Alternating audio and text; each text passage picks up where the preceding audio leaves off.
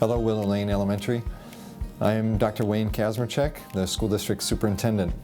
I'm unable to deliver this message in person today, but when I was asked to honor Patty Erickson for her service, I did not want to pass up the opportunity. Patty Erickson exemplifies service in her everyday actions. In fact, she put in an endless amount of time and effort to ensure each of you could jump, climb, and spin around on a brand new playground this year. Willows Playground and several students were prominently featured on the cover of the school district's 2017 annual update that was mailed out to each and every family in the school district. You may have already seen this either at school or at your home. When people like Patty Erickson take the time to give back to others, the community truly becomes a better place. Her service serves as a reminder to us all to think about others ahead of ourselves.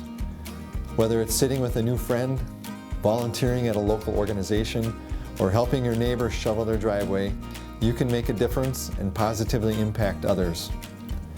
Patty's actions became less about building a playground and more about helping each of you smile more frequently and laugh a little louder each time you walk through the doors at Willow Lane Elementary. Patty, your dedication to our school community is a reminder to each of us that serving others is truly one of the most rewarding opportunities. Thank you for your service, Patty.